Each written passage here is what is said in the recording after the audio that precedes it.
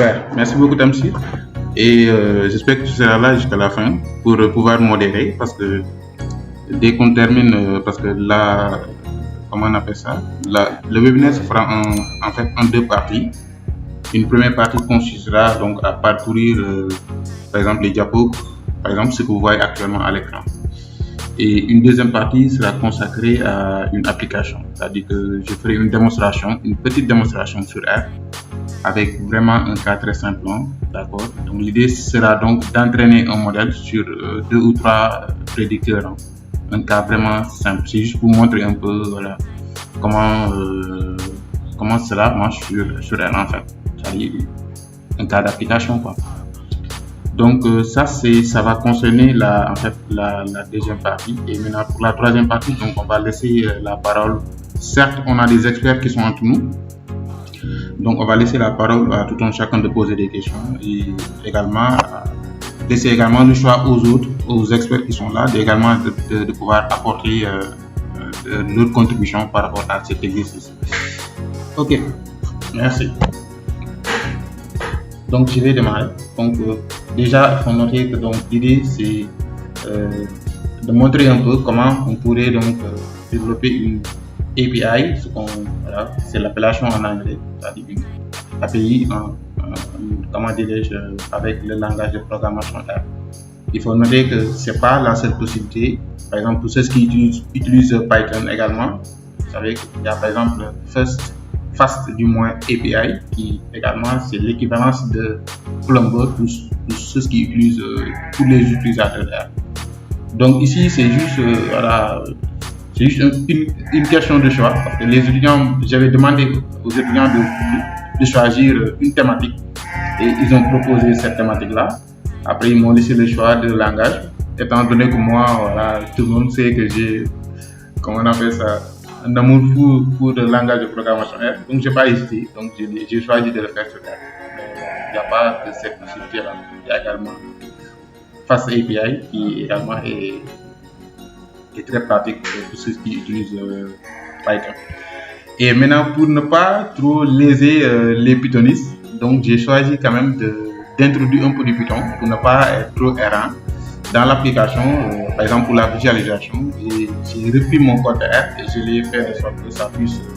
Donc, je vais faire une partie de R, une partie de Python et terminer également avec du R.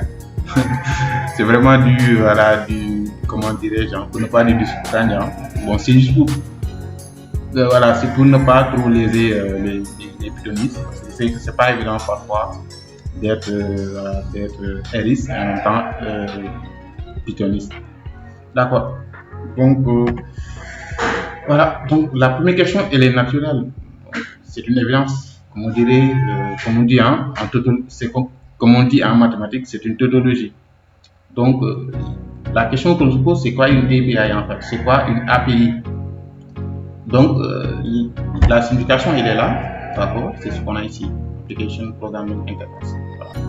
Donc on dira qu'une API est un ensemble de règles et de protocoles qui permettent à différentes applications informatiques de communiquer entre elles.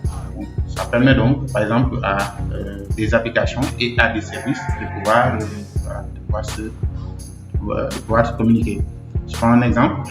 Par exemple, si on prétend développer, par exemple, une application de service météo, donc on peut faire recourir à des API de ce genre-là qui nous fournissent, par exemple, des données de la météo, par exemple.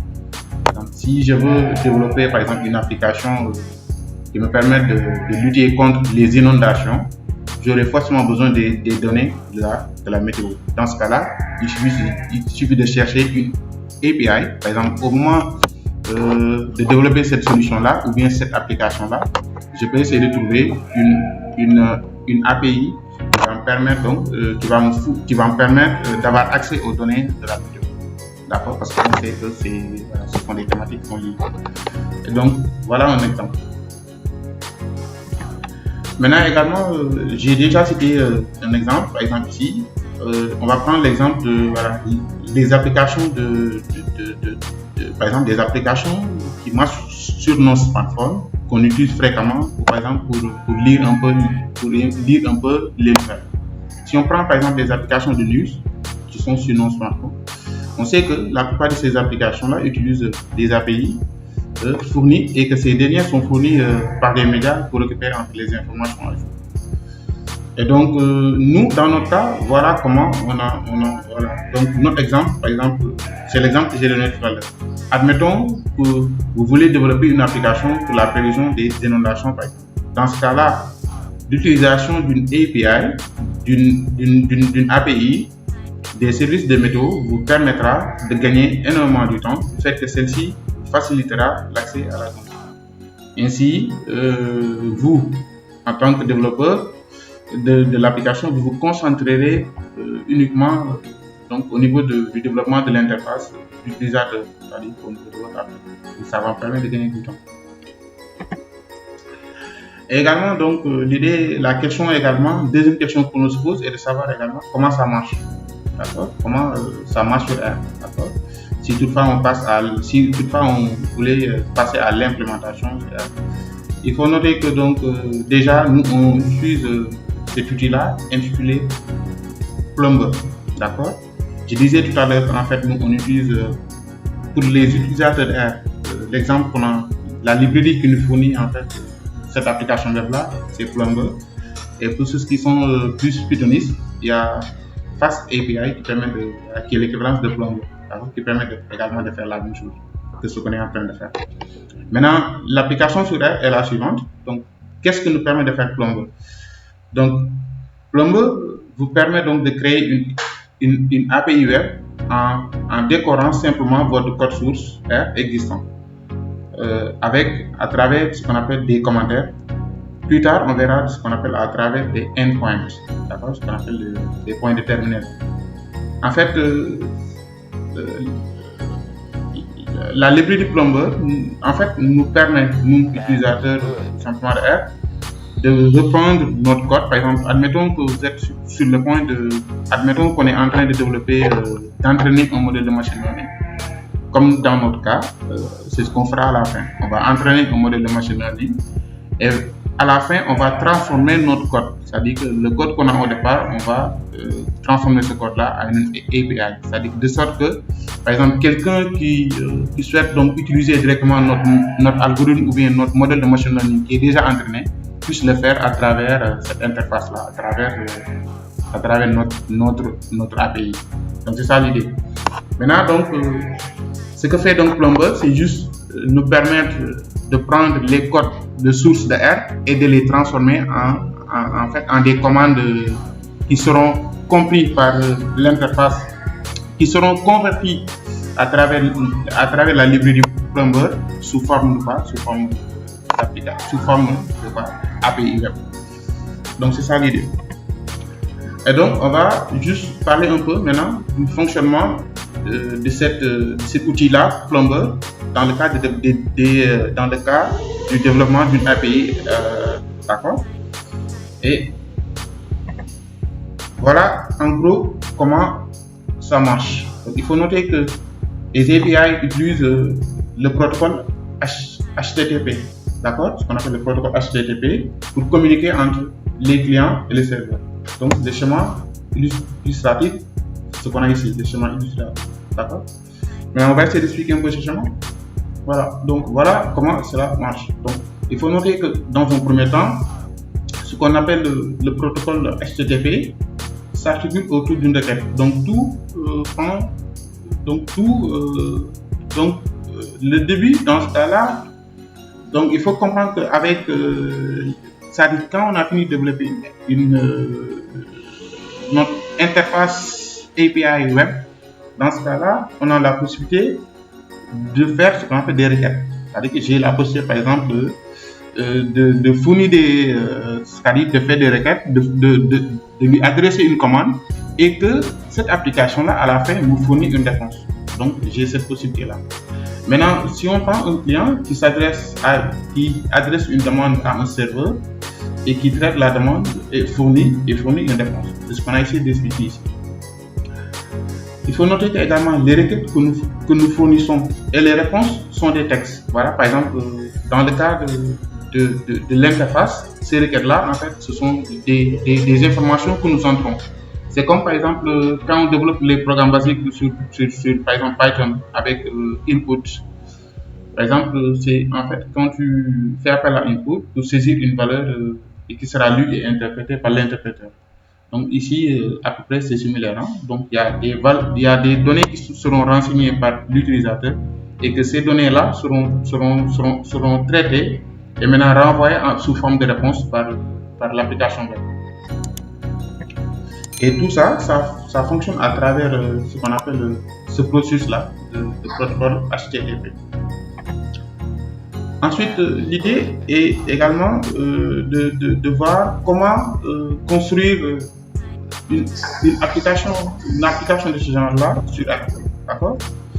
Et donc, c'est ça qu'on a essayé également d'illustrer. D'accord? Et à la fin, si vous le voulez, je pourrais vous partager également un support PDF qui reprend en fait tout ce qu'on est en train d'expliquer. D'accord?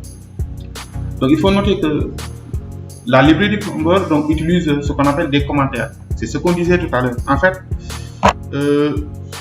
dès le départ, donc, quand on veut, c'est-à-dire que l'idée de la librairie Plumber, c'est de transformer en fait des commandes de R. D'accord? Donc, au départ, on a un script de R qu'on a déjà développé.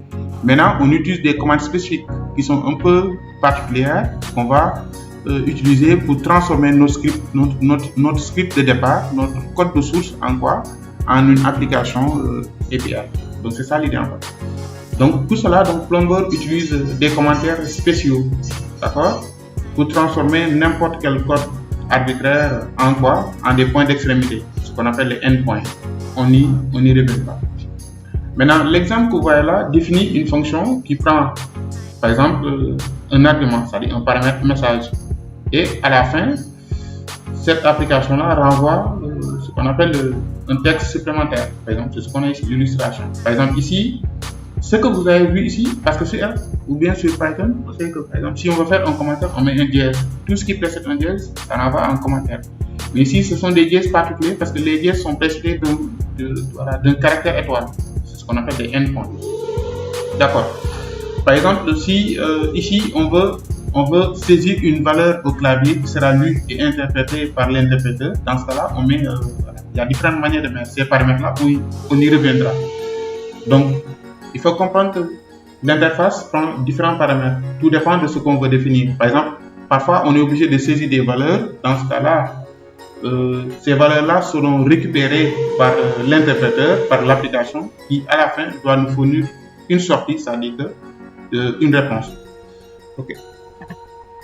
Maintenant, voilà, maintenant, là, on a une liste, n'est-ce pas, des différentes commandes qui vont s'enchaîner, du moins, pour nous fournir voilà, une sortie. Il faut comprendre que donc là, on est en train d'expliquer comment marche en fait l'application, comment fonctionne Plumber dans le cadre des exécutions des différentes commandes. Donc il faut noter que donc cela, les points de terminaison dont on a parlé tout à l'heure contiennent ce qu'on appelle un code qui est exécuté et en réponse, d'accord. Maintenant, les requêtes entrantes passent par un ensemble de mécanismes avant qu'une réponse ne soit renvoyée. Et il faut noter que c'est ça, ce qu'on appelle une pipeline, hein, c'est-à-dire que c'est les différentes, c'est la structure, n'est-ce pas, qu'on doit c'est la structure qui est exécutée en fait. Donc il faut noter qu'au départ, on a ce qu'on appelle des filtres. Et maintenant, on peut même aller voir à quoi renvoient ces 4 différents points.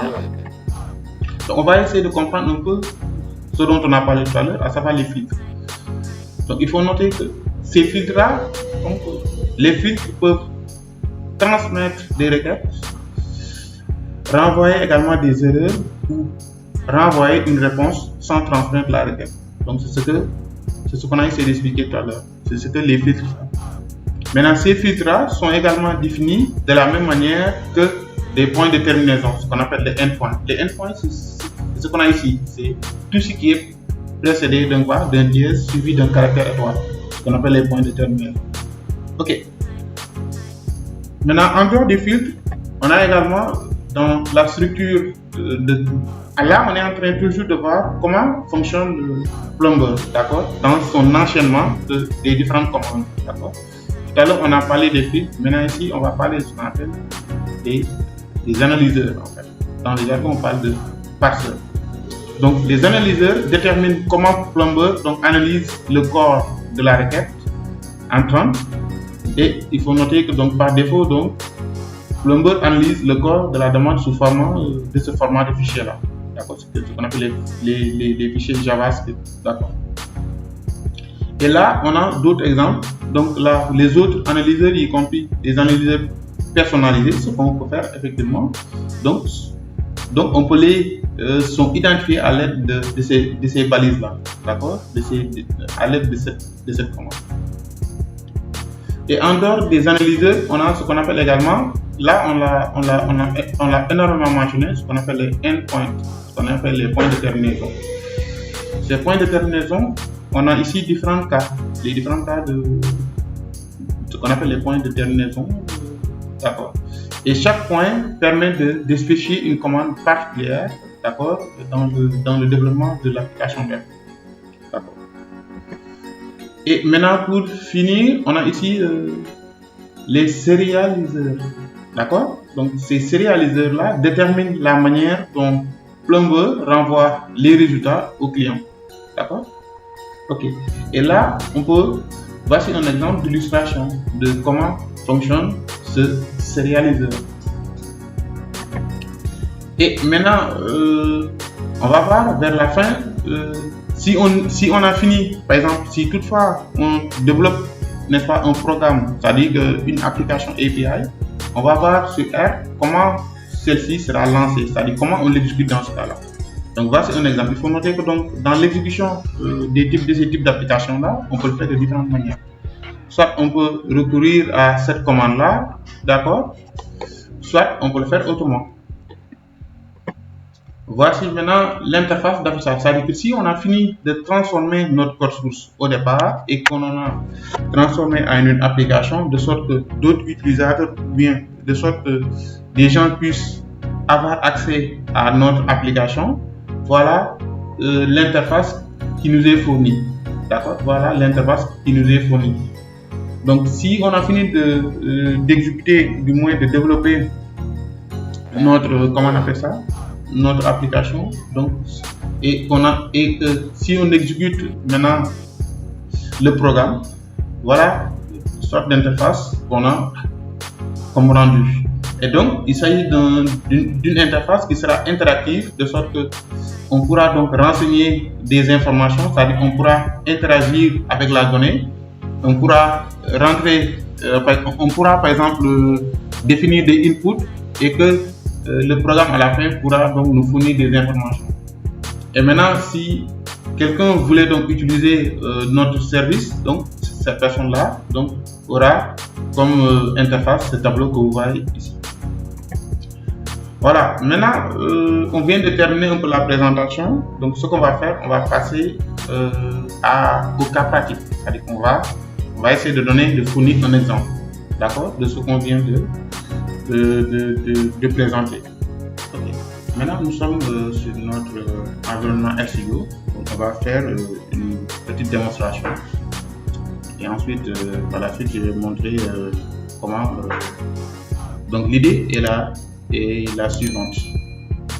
Donc, on va, dans un premier temps, utiliser ce qu'on appelle des données de FIFA 2019. D'accord? Donc, on va prendre des données de FIFA 2019. FIFA, c'est un jeu de vidéo qui est célèbre.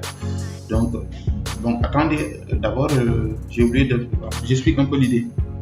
Donc, l'idée, c'est en fait de prendre de partir des données de FIFA 2019 et on va prendre ces données-là et retenir, c'est des données sur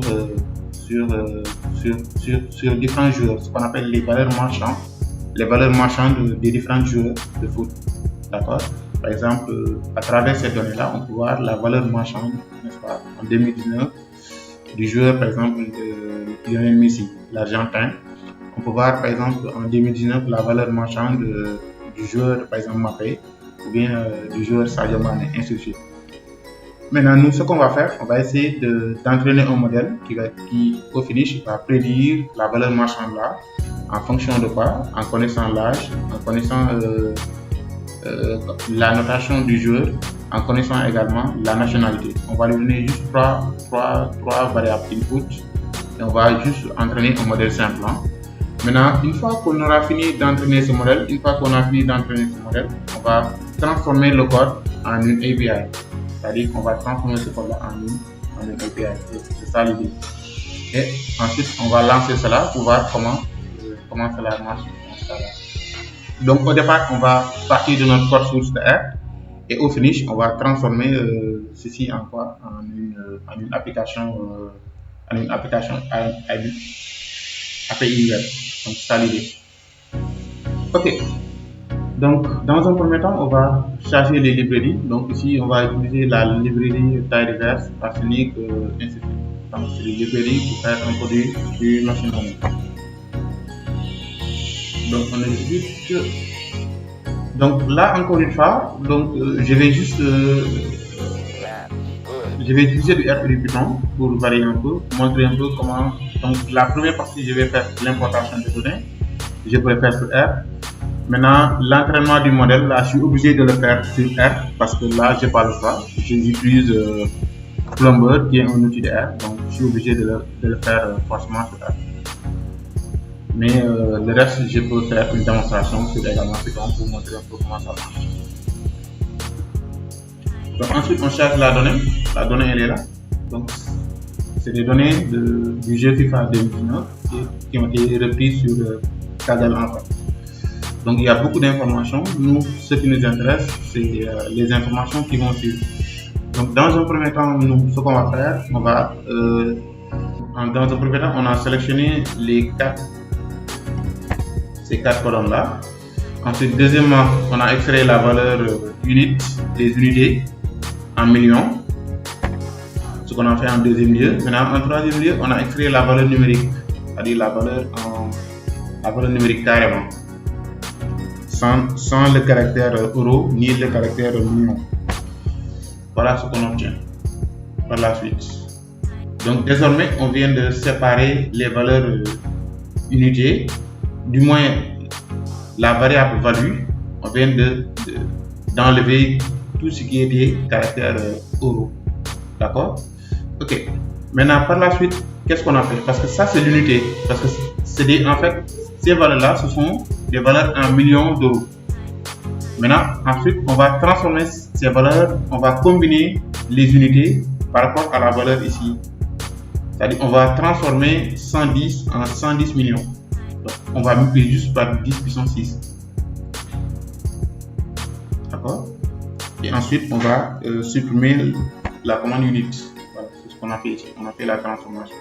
Donc, donc au départ, voilà ce qu'on avait au départ. Par exemple, ici, on avait 110,5 millions d'euros. Mais comme au départ c'était une chaîne de caractères, on en a transformé en une valeur réelle. D'accord? Une valeur réelle où on voit carrément 110,5 millions. D'accord? En valeur continue.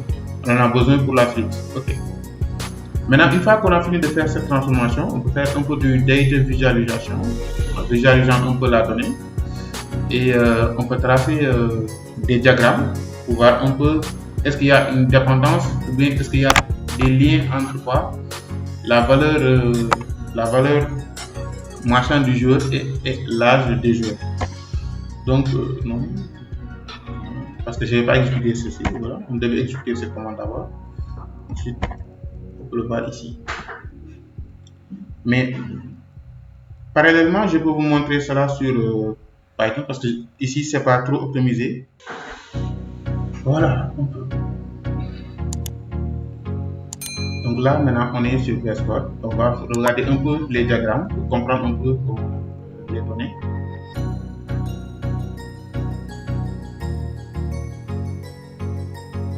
Je charge les données.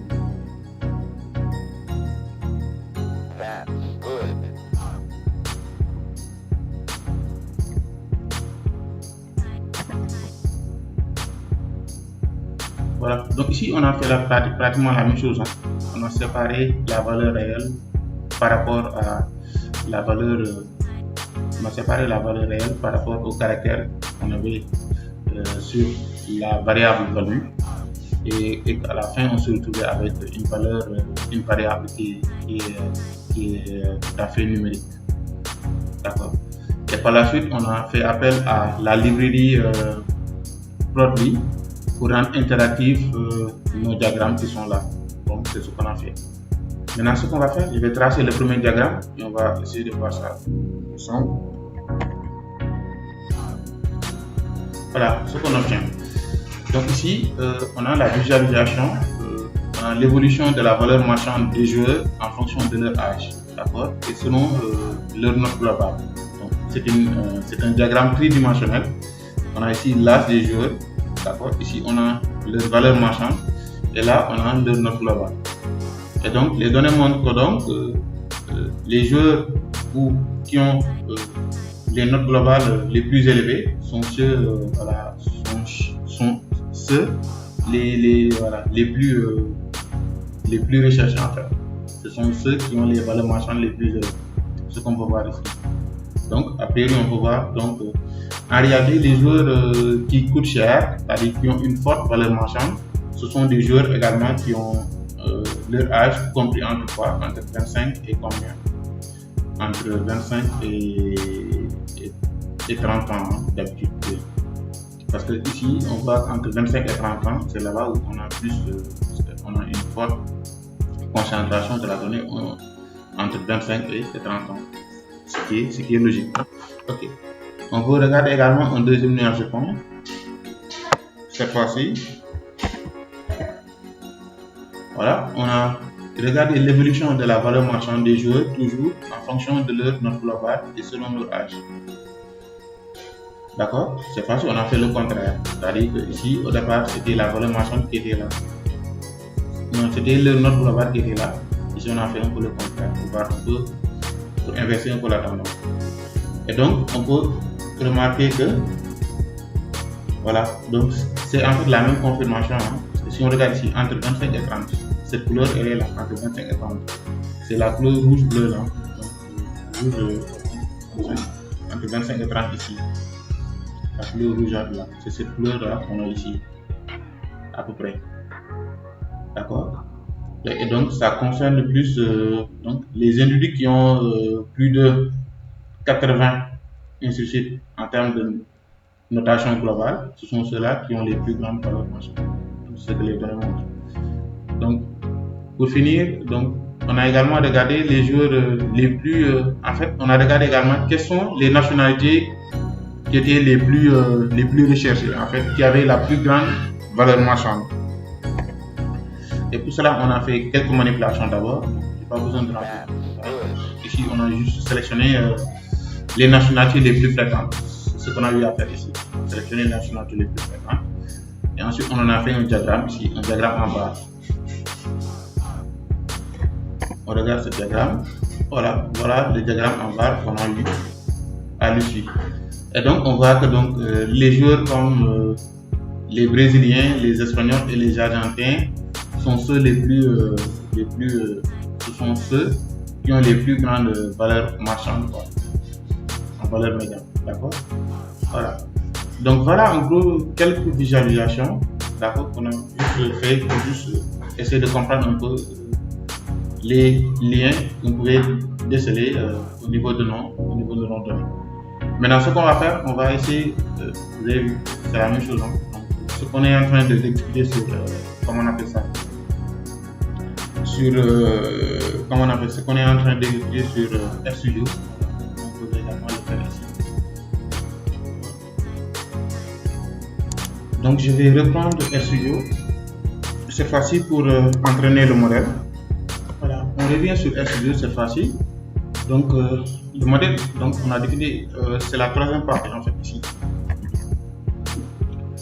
Donc, pour entraîner le modèle, ce qu'on fait, on lui donne, ici, il faut noter qu'on a utilisé ce qu'on appelle le modèle Extreme Gradient Boosting. Hein. C'est un modèle efficace, très puissant en machine learning. Et dans un premier temps, on a spécifié ce qu'on appelle le mode de le mode d'entraînement, il s'agit ici d'un modèle d'un cas de régression. Suivant, il s'agit d'un modèle également supervisé. Et on a défini ici quelques super paramètres du modèle. Et on a spécifié le modèle en question, c'était un modèle extreme gradient boosting, et on l'a entraîné. Donc on l'a fait avec vraiment, on a fait un entraînement très simple. Ici, bon, on n'a pas procédé à un découpage, c'est-à-dire que l'idée c'était juste de fournir, comme on appelle ça, un exemple. On n'est pas rentré dans les détails où on devait découper la donnée et la transformer et faire. On n'a pas appliqué toute la règle. L'idée c'était juste d'entraîner un modèle simple. C'est ce qu'on a fait. Ok. Donc le modèle est déjà entraîné, donc je peux regarder la prévision. Donc le modèle est là, donc notre modèle est déjà entraîné. Ensuite, ce qu'on va faire, on va essayer de prédire, on va faire des prédictions.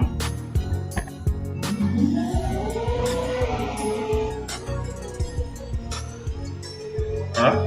Et si on fait des prédictions, voici ici les métriques pour ce qui est de l'évaluation de notre modèle, les erreurs qui ont été commises au moment de la prédiction.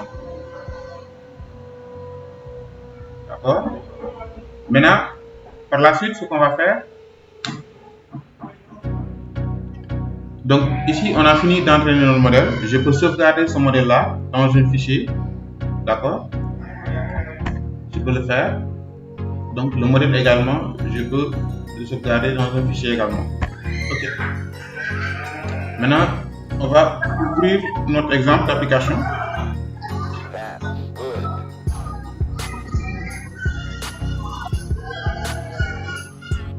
Voilà, voici notre exemple.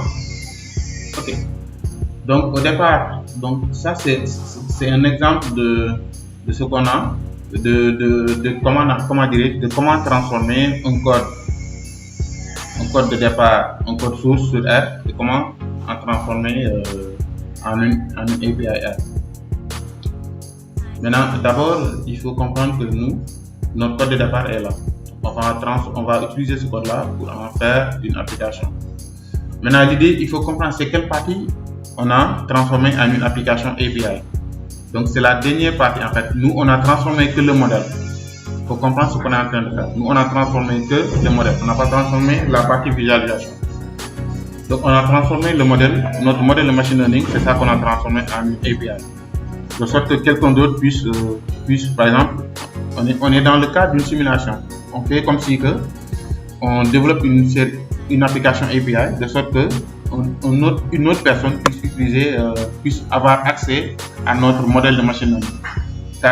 Car vous comprendrez qu'on a fini d'entraîner notre modèle de machine learning qui est déjà entraîné.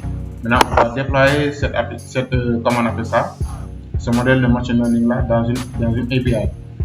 De sorte que par exemple quelqu'un d'autre qui veut développer une application Shiny puisse directement se connecter à notre API et avoir accès à notre modèle de machine learning et de pouvoir faire ses prédictions sans pouvoir lui perdre du temps à entraîner un modèle. Donc c'est ça l'idée en fait. On va juste faire un cas de simulation ici. Donc là, dans un premier temps, il faut noter que ceci, on en a besoin parce que c'est les titres en fait. C'est les titres de ce qu'on est en train de faire. Et pour définir un titre, on définit ce qu'on appelle un endpoint. Un endpoint, voici comment on définit un endpoint. Donc ce sont des commentaires, mais qui sont précédés d'une pièce et on met un paramètre. Ici, c'est un argument de comment définir le titre de notre API. C'est ce qu'on a ici. Ensuite, là, c'est une manière de faire une description. D'accord? Une description de ce qu'on est en train de faire. Par exemple, je dis ici, là, on est en train de faire une description. Cette description également sera visible au niveau de l'application, au niveau de l'API. Il sera visible. D'accord? Et le reste, ce sont les librairies qu'on a utilisées dans cette étude. Donc, c'était les différentes librairies, comme par exemple la librairie Plumber, c'est ce qui nous fournit cette application-là. Ça, c'est notre modèle de machine learning, n'est-ce pas, qui a été déployé. Donc, le modèle a été déployé, entraîné et sauvegardé dans un fichier. Donc, nous, on va recourir directement au modèle. D'accord? Par exemple, le modèle est là. Par exemple, on l'avait sauvegardé dans un fichier, voilà, FIFA. Maintenant, ce que je vais faire, c'est que Maintenant, une fois qu'on a fini donc là, c'est le modèle que nous donnons, n'est-ce pas, à notre application. Maintenant, le reste, ce sont les différentes. Par exemple, ici, nous, on veut développer une application de sorte que l'idée est la suivante. On a entraîné notre modèle de machine learning qui est là, n'est-ce pas? Et une fois qu'on a fini d'entraîner ce modèle, on va faire de sorte que quand on fournit par exemple les nationalités, quand on fournit l'âge, quand on fournit par exemple, comment on appelle ça? Quand on fournit la note globale du joueur et que le modèle puisse nous faire une prédiction. Donc c'est ça l'idée. Donc, on va développer une application API de sorte que tu vas prendre en entrée, par exemple, la nationalité, l'âge du joueur et la note globale du joueur. Et que, au finish, on ait une prédiction de la valeur marchande du joueur en question. D'accord. Et voilà comment donc on définit les paramètres. Vous avez vu ici? Ok.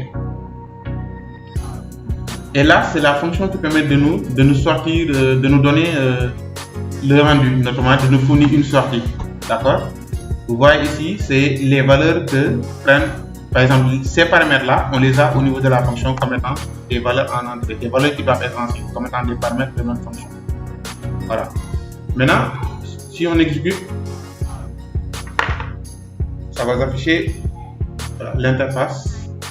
Je partage à nouveau l'interface. Voilà, donc si on exécute notre petit programme, voilà ce qu'on obtient. Donc vous avez vu que ça, par exemple, c'est nous qui l'avons défini, c'est le titre. Le titre est là. Et ça, c'est le sous-titre qu'on avait défini. C'était la description en fait. La description. Donc tout ça s'affiche. Donc ça, voilà. Maintenant, ce qu'on peut faire, c'est quoi? On peut déplier ici, voir un peu. Get, voilà.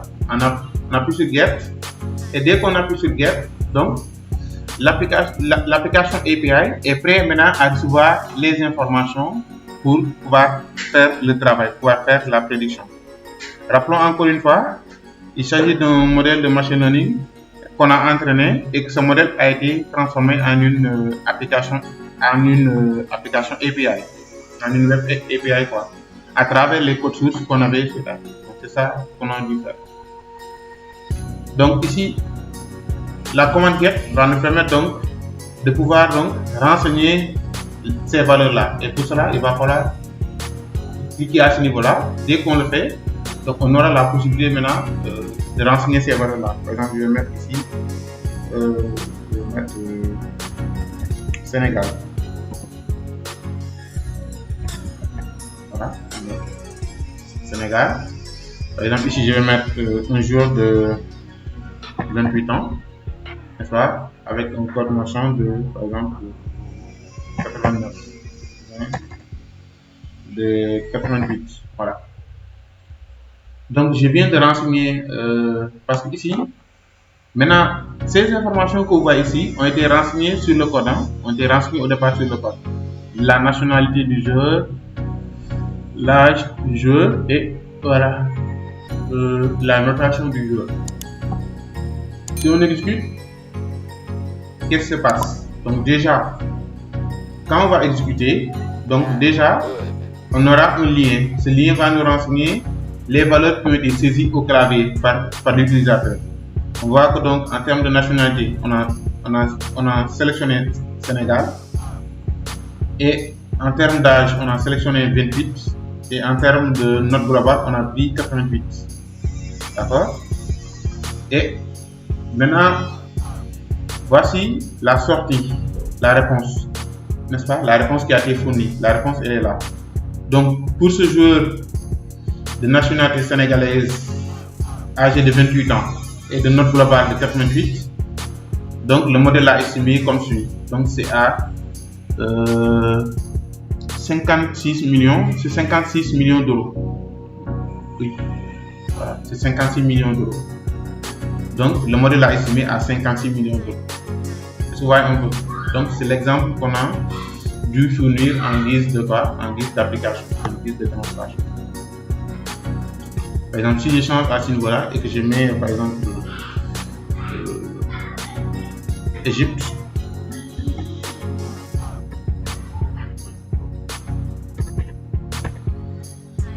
ou bien je mets, voilà, je mets un pays, je mets Mali, voilà, très simple, Mali. Je change encore, je mets 25 ans, 90, j'exécute, automatiquement le code change. Voilà, donc vous pouvez voir ici que la valeur marchande de nationalité Mali, âge 25, ainsi de suite, et la valeur marchande est de 79. Voilà. Maintenant, si on peut remarquer que c'est toujours l'âge et la valeur marchande qui correspondent, qui impactent le plus sur la valeur marchande. C'est, n'est-ce pas, la note globale du joueur et son âge qui impactent le plus sur voilà, la valeur marchande du joueur. Voilà en gros la démonstration qu'on avait prévu de faire avec vous. Maintenant, je vais vous laisser poser vos questions. Donc, Tamsir, je vous remets la parole.